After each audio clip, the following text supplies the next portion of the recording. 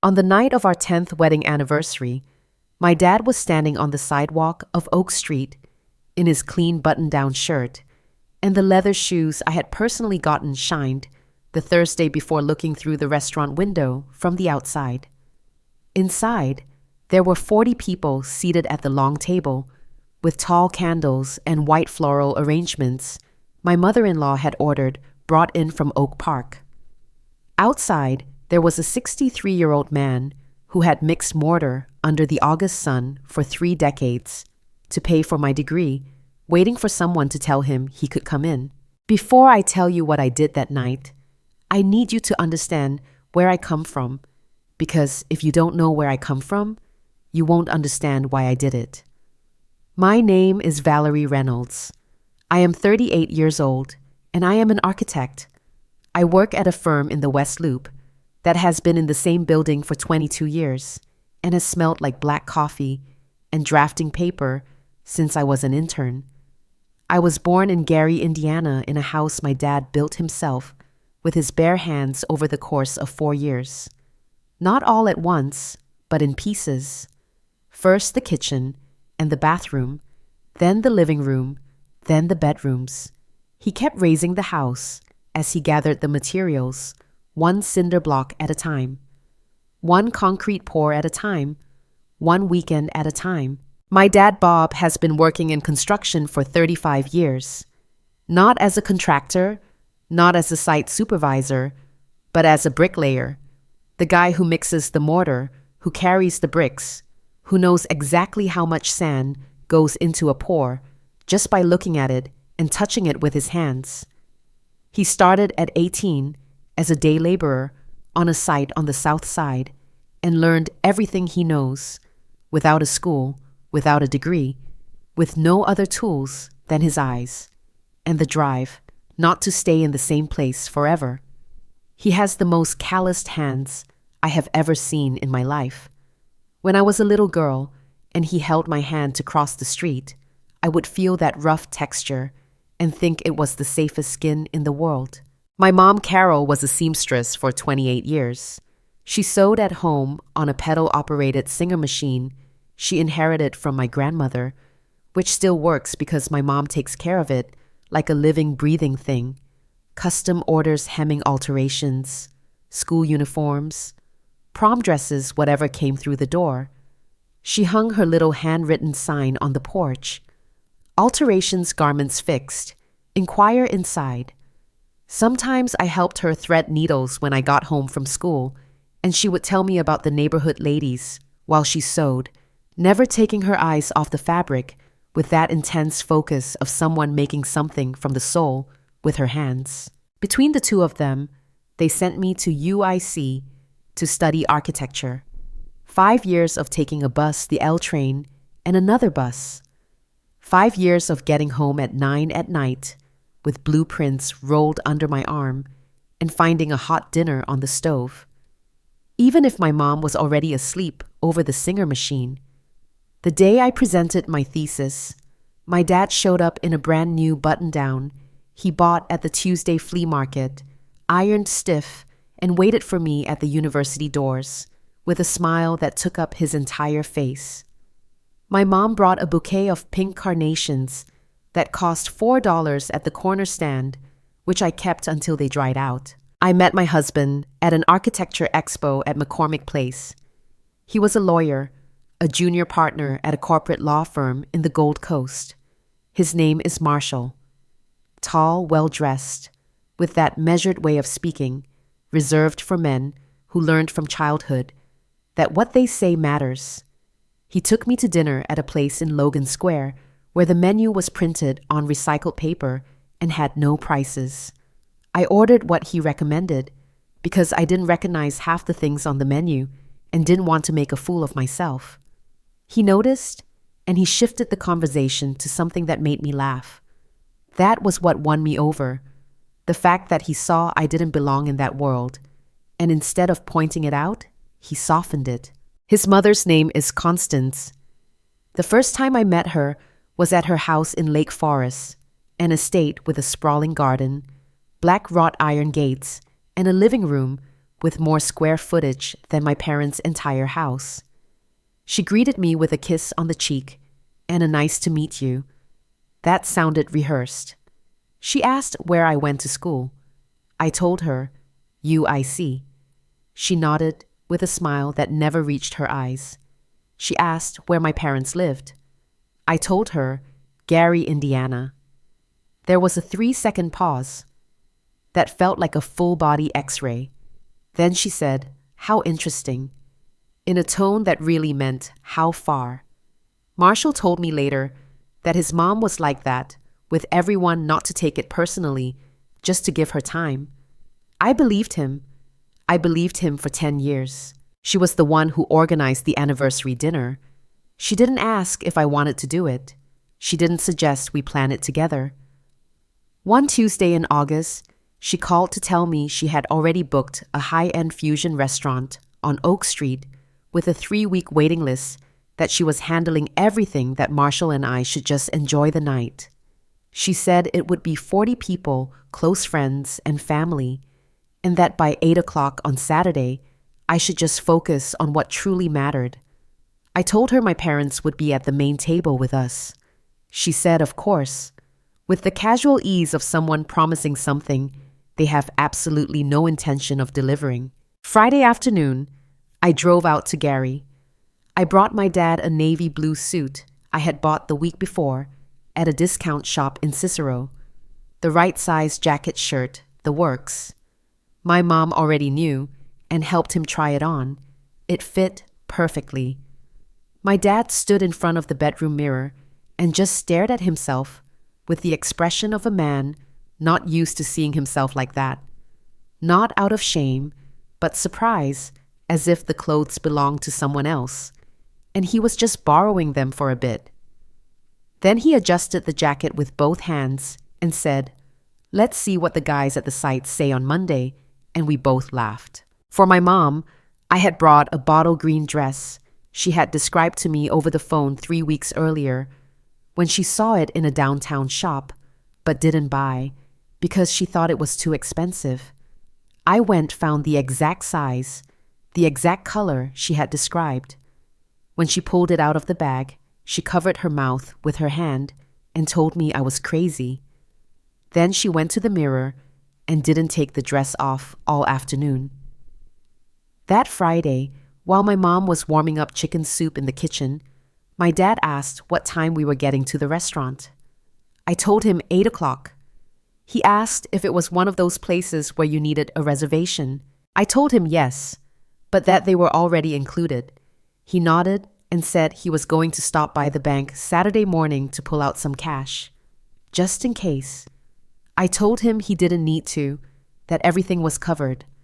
He looked at me with that face he makes when he wants to argue, but decides against it, and said fine, but that he was keeping some in his wallet anyway. That's my dad. On Saturday, I got to the restaurant at 7:40. Marshall was coming in another car with his brothers. I wanted to get there early to make sure everything was in order, that my parents' seats were highly visible, central right, next to us. I am an architect. I check the blueprints twice before signing. I do the exact same thing in my personal life. The place was stunning. Antique wood ceilings, warm lighting, a long black obsidian bar at the back. The main table was a massive wooden one, dominating the center of the private dining room, covered in candles and out-of-season peonies, because my mother-in-law liked them, and she was the one calling the shots. I looked for the maitre d', told him I was the guest of honor, and asked to see the seating chart. He showed me a layout in a leather-bound folder. I scanned it slowly. Marshall at the head. Me on his right, my mother-in-law on his left, his brothers and sisters-in-law, next to her friends from the firm, partners, the senior partner's wife, the judge, who had been a witness at Marshall's wedding. I kept tracing my finger down the list. I couldn't find the names. I asked the maitre d' where my parents' seats were. The man checked the folder carefully, twice, and then he told me, choosing every single word that on the reservation confirmed 3 days prior, those names did not appear.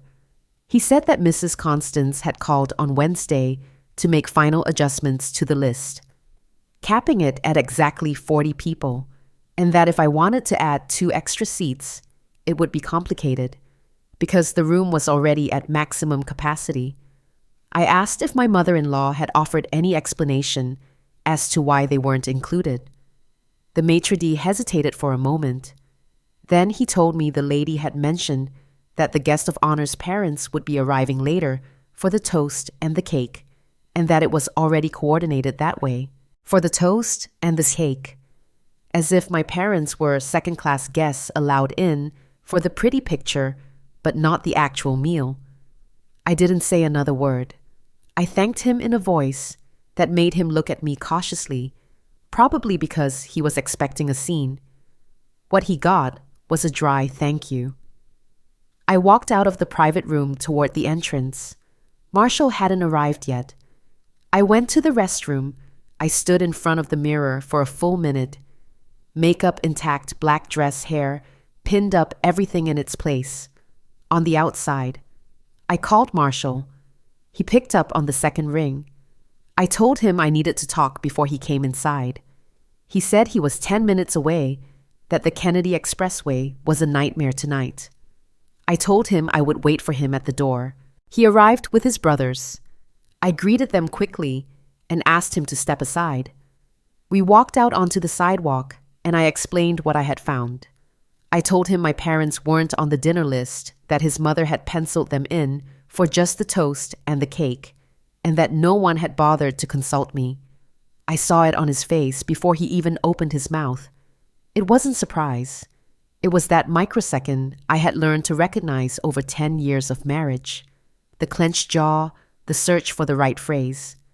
He told me his mom had mentioned something, that there was a space issue, that the room had a strict limit, that the firm's partners needed to be there because tonight was also important for business, and that my parents were going to be there for the nice part anyway. The nice part? I asked him how long he had known. He ran his hand through his hair. He said since Thursday. Thursday, the exact same day he called to tell me how excited he was for the anniversary, how he couldn't wait for Saturday. And in all those minutes, he never found the time to tell me my parents had been stripped of their seats at the table. I told him I wanted it fixed, that 2 seats needed to be added, that my parents were eating dinner with us, just like we agreed from the start. Marshall took a deep breath. He said he understood I was upset, that it was valid, but that making a change right now would cause a rift with his mom that wasn't worth it tonight. He said we would talk to her about it later, that tonight was special, and he didn't want it to start this way.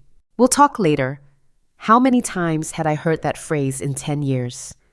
After the New Year's party, after the trip to Aspen, after the holiday dinners, always later. And meanwhile, in the present, my parents were in Gary, in the clothes I had brought them, on Friday ready to arrive, right on the dot at 8, exactly as I had told them. I didn't answer him. I turned around and walked into the restaurant. Marshall called my name. I didn't stop. I walked straight into the private room. My mother-in-law had just arrived with my father-in-law. She was wearing a burgundy dress and the pearl necklace I had seen at every major event for the last decade. She was chatting with the senior partner's wife, holding that perfect hostess posture she managed without breaking a sweat. She saw me walking over and widened her smile by an inch. I told her without lowering my voice or raising it that I needed a word. She followed me a few steps toward the bar. I relayed exactly what the maitre d' had told me. I asked her why my parents weren't on the list. She didn't blink. She said it was a practical decision, that the room had a hard limit, that the partners and their families were an important presence for Marshall tonight, that my parents were coming for the toast, and that it was perfectly adequate. She said they would feel more comfortable that way, away from the noise of the dinner, more comfortable. I told her my parents didn't need anyone deciding when they would feel comfortable.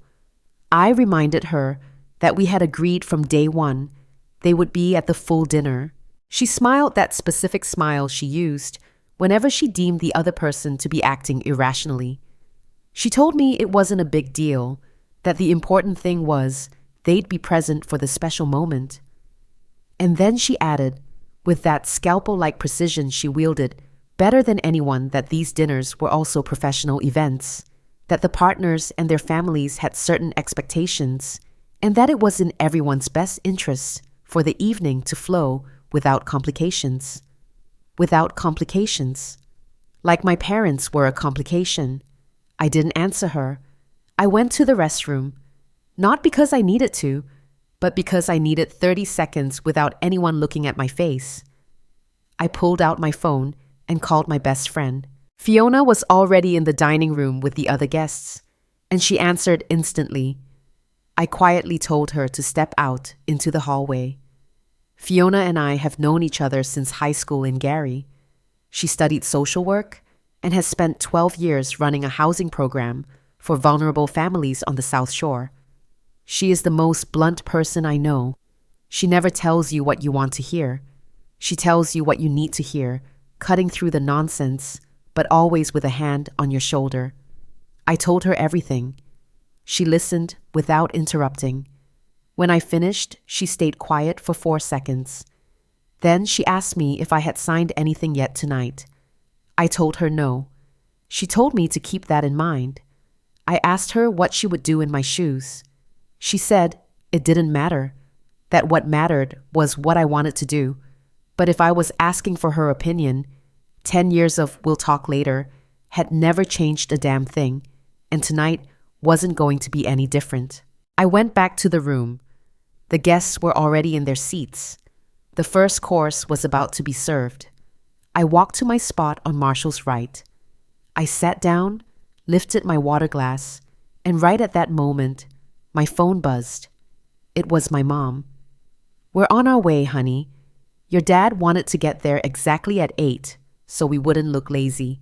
What street is the restaurant on again?" I gave her the address. She asked if they should go through the front door. I told her yes. I hung up. I stared at the table. 40 people chatting, laughing, pouring wine. My mother-in-law in her seat, presiding over the night, just like she had presided over everything for 10 years. Marshall beside me talking to the partner on his left. The out-of-season peonies in the center, the lit candles. Everything perfect. Everything orderly. Everything according to someone else's plan. I stood up. Marshall looked at me. I told him I was going to receive my parents at the door. I didn't wait for him to respond. I crossed the room, walked down the hall, and reached the front entrance. The Oak Street sidewalk was glowing with the lights of the boutiques and the warm September night in Chicago. I saw them before they saw me. My dad was walking down from the corner in his navy blue suit and polished shoes. He walked tall, with the stride of a man who has climbed up and down scaffolding his whole life and moves on flat ground like he's got energy to spare. My mom was by his side in the bottle green dress, carrying the clutch she saved for important occasions. She was wearing the necklace I bought her for Mother's Day, a delicate silver chain with a little angel. She touched it with her fingers every time she wore it, as if checking it was still there. And then I realized it. My dad wasn't walking toward the entrance. He was standing on the sidewalk, looking inside through the plate glass, standing with his hands behind his back, watching the scene of 40 people eating dinner on the other side of the glass, with the calm of a man who has waited a lot in his life and knows that waiting doesn't strip you of your dignity. My mom was right beside him. She saw me first. "Valerie, you look beautiful, honey." I walked up to my dad. I asked him why they were outside. He looked at me with that expression he gets when he knows something is wrong, but doesn't want to worry anyone. He told me they had arrived and asked for the reservation, and the man at the door had told them their names weren't on the dinner list, but they could wait in the bar area until the toast started. He said he told the man they were fine, that they would just wait out here for a bit, on the Oak Street sidewalk. My mom took my arm and whispered, not to worry, that if it was a space issue, they completely understood. They completely understood. In that exact second, something clicked into place in my head. It wasn't anger. It was clarity, the kind that arrives slowly in layers. And when it finally completes the picture, you can't ignore it, even if you try. I looked at my dad standing on that pavement in the suit I had bought him with this night in mind, in the shoes he had gotten, shined, leaving Gary right on time, so he wouldn't look lazy, carrying cash in his wallet just in case. A man who had never in his life walked into a room with his hand out, expecting something he hadn't earned. And he was out there because someone else decided he didn't fit the profile for the inside. I told them to hold on a second, that I was going to fix something. My dad gave me that look he has when he knows I'm about to do something major. He didn't ask what. He just said, "Go ahead." I went back into the restaurant, straight to the private room. 40 people, full glasses, dinner fresh on the plates. Fiona saw me walk in from her seat and crossed her arms. She didn't ask a thing, just gave a 1mm nod. The master of ceremonies was a guy my mother-in-law had hired, some society event staple with the polished voice of a radio host and a permanent frozen smile. He was at the front of the room with a wireless mic, giving the official welcome before the first toast. He saw me approaching and elegantly handed me the microphone, assuming I was going to give the guest of honor's thank you speech. I took the mic. 40 people stared at me. Marshall was standing by the table, glass in hand, wearing a smile that slowly died as he realized I wasn't smiling back. My mother-in-law remained in her seat, motionless, her eyes locked on me. I took one breath. 38 years with Bob had taught me something you don't learn in any school. When what you're about to say is the truth, you don't need to prepare. You just need to open your mouth. I told them that before we started the toast, I needed to share something with everyone present. I told them that a few minutes ago, I had found my parents outside the restaurant on the sidewalk, because when they arrived, their names weren't on the list. I explained that the reservation had been altered 3 days ago to exclude them from the dinner, and they had been informed instead that they could come in later for the toast and cake. I said this change was authorized by my mother-in-law without my consent, and when I confronted Marshall about it, he admitted he had known since Thursday. The silence that followed wasn't a normal silence. It was the kind of silence that has weight, that you feel on your skin, like a drop in room temperature. 40 people shutting up all at once. I kept going. I said my parents had taken a bus and a train all the way from Gary because they don't own a car. I said my dad spent 35 years working construction so I could study architecture, and my mom spent 28 years sewing custom orders to cover the rest. I said neither of them had ever demanded a seat they hadn't earned, but tonight they absolutely had earned one. And that seat was not on the sidewalk outside, nor in the bar waiting for dessert. I never raised my voice. I spoke like I was presenting a project in a board meeting, keeping the facts straight and my voice steady. I said one last thing. I said this was the last time I would ever let anyone dictate where my parents were allowed to be.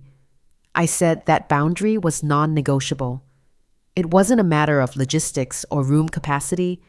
It was a matter of who actually mattered most tonight. And my answer was crystal clear. I set the microphone down on the nearest table. My mother-in-law hadn't moved a muscle. She was still clutching her glass, keeping that composure of a woman who had controlled rooms for decades, and was now watching as that skill set completely failed her. Marshall said my name. Valerie. I didn't look at him once. I walked across the room, weaving through the tables. Fiona stood up from her chair and followed me without me having to ask. That's how best friends work. They don't ask, they act. I walked down the hall, reached the entrance, pushed the glass door open, and stepped out onto the sidewalk. My parents were still there, My dad, in the exact same spot, my mom at his side. When she saw me coming, my mom read something on my face that made her grab my dad's arm. I told my dad we were leaving. He didn't ask where. He didn't ask why. He's known me since before I even knew myself. He just adjusted his jacket with both hands and said, in the exact same tone he uses for everything important, "All right then." Fiona had pulled her car around from the corner. I have no idea when she went to get it. Best friends operate like that, without you asking, without you explaining. All four of us got in. My parents in the back, Fiona and I in the front. We drove down Oak Street, heading south. Saturday traffic in the Gold Coast was heavy but moving. My mom looked out the window with that calm expression she gets when she's processing something and has decided not to let it out just yet. My dad rested his left hand over my mom's hand on the seat, completely still. Fiona drove with the radio off. I sat in the passenger seat, watching the city roll by, thinking about the last 10 years. Not with rage, but with that uncomfortable lucidity of finally seeing something you had been actively choosing to ignore. My mom was the first to speak from the back seat, with the calmest voice in the world. She asked if there was a place around here that sold good chili because she was starving. My dad said he knew a solid spot in Lincoln Park from when he worked a job in that area years ago. Fiona said we're crashing it and took the next turn. The place was called Thursday Night Chili, even though it was Saturday. It was a neighborhood diner with vinyl booths and a massive pot that you could smell from the sidewalk. There were families eating dinner, a TV in the corner, showing the game a guy in an apron yelling orders back to the kitchen.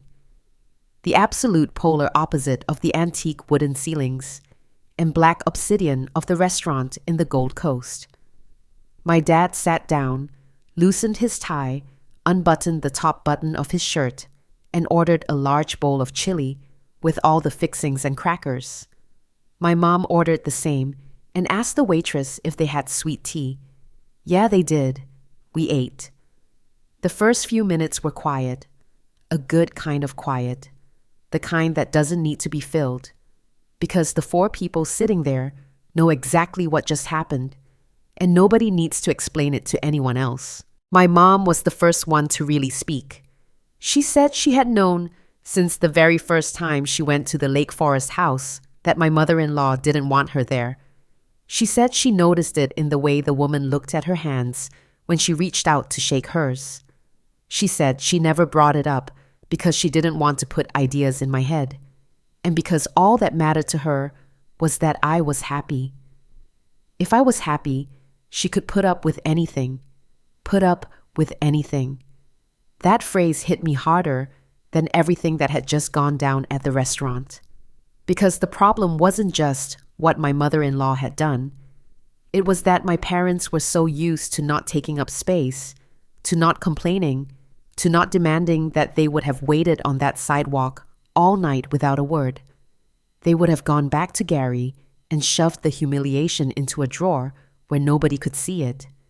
And I never would have known how they truly felt. My dad put his spoon down, wiped his mouth with a paper napkin, and told me something I will carry for the rest of my life.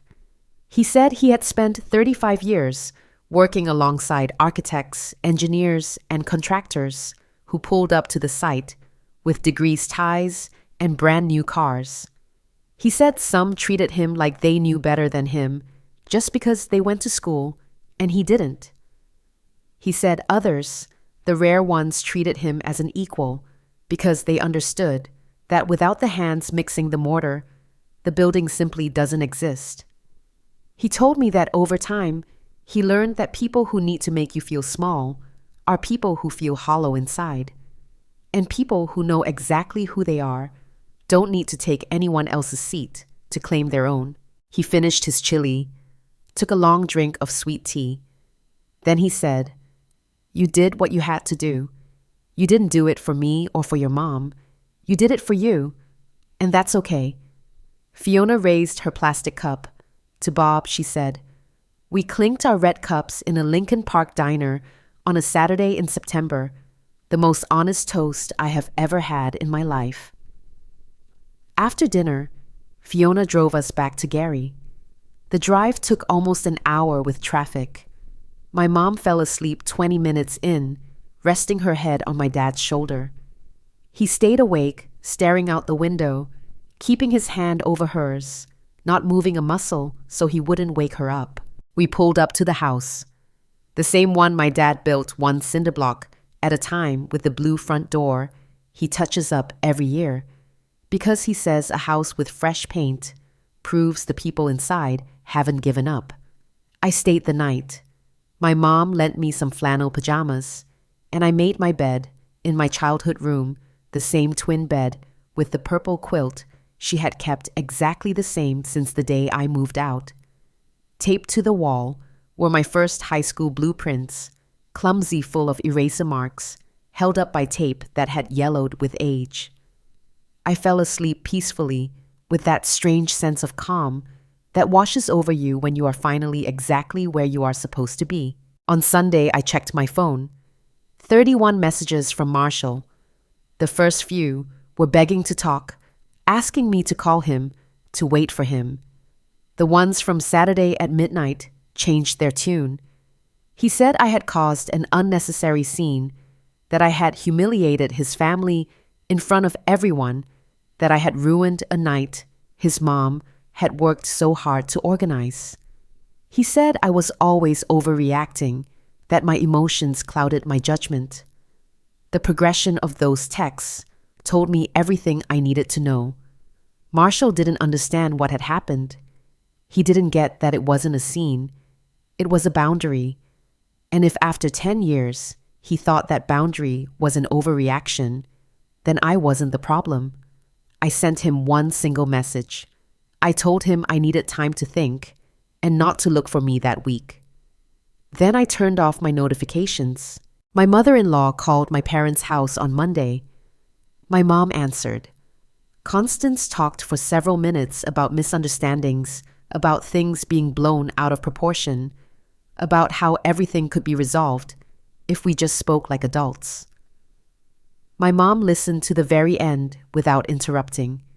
When she finished, my mom told her in that soft voice she uses to deliver the hardest truths, "Ma'am, thank you for calling. Have a good afternoon." And she hung up. That's my mom. It has been 14 months since that night on Oak Street. Marshall and I separated 3 weeks later. It wasn't a dramatic or sudden decision. It was the logical consequence of finally seeing clearly that over 10 years, I had quietly caved so many times, I couldn't even remember when I stopped having a voice. The therapy I started in October helped me realize the problem didn't start that night at the restaurant. It started with the very first "we'll talk later," and it continued every single time I accepted it. I'm still working at the firm in the West Loop. I was promoted to senior associate in January. My boss, architect Davis, a 60-year-old man who speaks little and reviews everything, called me into his office on a Wednesday morning and told me I was the most methodical and honest person on the team. He offered me the position, told me the new salary, and asked if I accepted. I said yes. He shook my hand and said, "Congratulations, architect." And I thought of my dad. With part of the raise, I rented a new apartment in Lincoln Square. It has a kitchen window that looks out onto a courtyard where the neighbor in apartment 4 grows rosemary and basil. On Saturday mornings, it smells like wet earth when she waters them. And I drink my coffee standing by that window, thinking about how there are versions of life that sound better on paper than in reality, and versions that sound simple but are exactly enough. My dad is still in construction. I've told him he can rest now, that I can take care of things that his knees can't take it like they used to. He tells me the day his hands can't do what they know how to do, that's the day he sits down. But as long as he can stand, nobody is moving him. 2 months ago, he sent me a picture from a job site in Joliet. He was standing on 3-story scaffolding in his hard hat and gloves, giving a thumbs up to the camera. He is 63 years old and has the straightest back on the site. I visit my mom on Saturdays. We go to the market together, carry the bags back, and she cooks while I chop whatever she tells me to. Last week, it was meatloaf. I was convinced I was going to mess it up. I nailed it. My mom said we'll see what I say in 10 years, when I've actually perfected it. On Thursdays, I eat dinner in Gary, always at 7, sometimes 7:30 if the Kennedy is a parking lot. My mom has something ready when I get there, whatever caught her eye at the store. My dad at the head of the table, my mom on his right, me on his left. The exact same seats as always. No name cards, no guest lists, no seating charts approved by anyone. We sit where we sit because that's where we belong. When I leave, my dad walks me all the way to the street. He stands on the sidewalk with his hands in his pockets until my car turns the corner. Every single Thursday, without fail.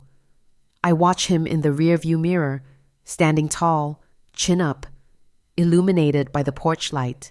He installed himself 15 years ago, which still works flawlessly, because Bob doesn't build anything that doesn't last. That single image is worth more than any black obsidian restaurant or out-of-season flowers. I'm not telling this story to convince anyone to do what I did. Everyone has their own timeline, their own reasons, their own circumstances. I'm telling it because I know there are a lot of people standing on a sidewalk somewhere in their lives, waiting for someone to tell them they can come inside.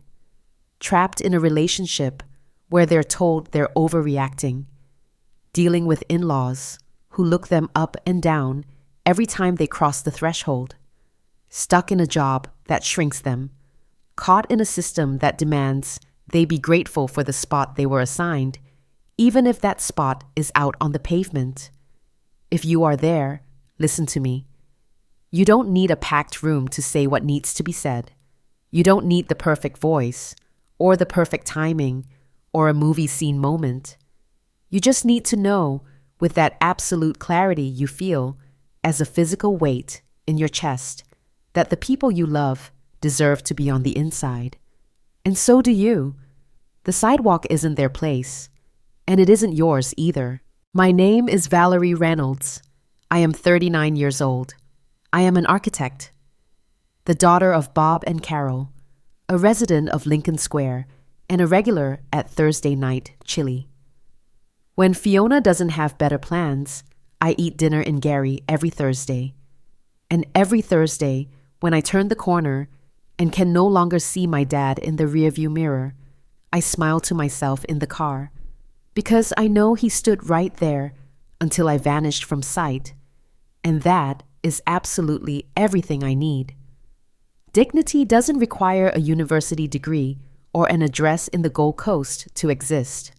A man who mixes mortar for 35 years and a woman who threads needles under a desk lamp have just as much right to the head table as any corporate partner. And whoever learns to defend that right in time discovers that whatever you lose in comfort, you gain back tenfold in peace. That profound peace that washes over you when you are finally exactly where you are supposed to be. A quick note for you. This story was crafted and narrated by artificial intelligence, designed to bring you a moment of entertainment and hopefully leave you with something real to carry with you long after the screen goes dark. Take care. Before we dive deep into the heart of this narrative, please remember that the story you just heard was created strictly for educational and reflective purposes. Listening to Valerie's journey deeply moved me because it touches on the universal struggle of choosing between who we are told to be and who we truly are. It is heartbreaking to picture a man who built a life with his bare hands, being forced to stand outside a glass window, excluded by the superficial standards of high society. Yet that poignant image serves as a powerful awakening for all of us. True dignity is never tied to a zip code, a designer dress, or a bank account balance. It is built brick by brick through honest work, unconditional love, and quiet sacrifice, much like Bob and Carol's life in Gary. This story teaches us that we must never shrink ourselves to fit into rooms where our fundamental values and the people we love are not respected. Setting boundaries is not an act of creating drama. It is a profound act of self-love and self-preservation. When we tolerate being sidelined or watch our loved ones be diminished for the sake of keeping the peace, we slowly lose our own voice. We must be willing to walk away from tables where respect is no longer being served. The warmth of a simple bowl of chili shared with genuine people will always outshine the cold perfection of an opulent, soulless banquet. To apply this to our own lives, we need to ask ourselves, who is standing on the sidewalk of our existence, waiting to be let in, and what artificial rules are we letting dictate our happiness? We must cherish the calloused hands that lifted us up and honor our roots with unapologetic pride. Let go of the relationships that require you to compromise your core identity just to maintain an illusion of harmony. It takes immense courage to walk out the door, but on the other side of that difficult choice lies profound peace. Ultimately, surrounding yourself with people who celebrate your authentic self is the only true way to build a life that stands the test of time.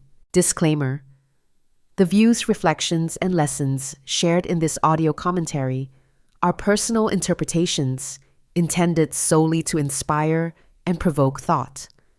This content does not constitute professional medical or psychological advice, and listeners should always use their own judgment when navigating their personal relationships and life choices.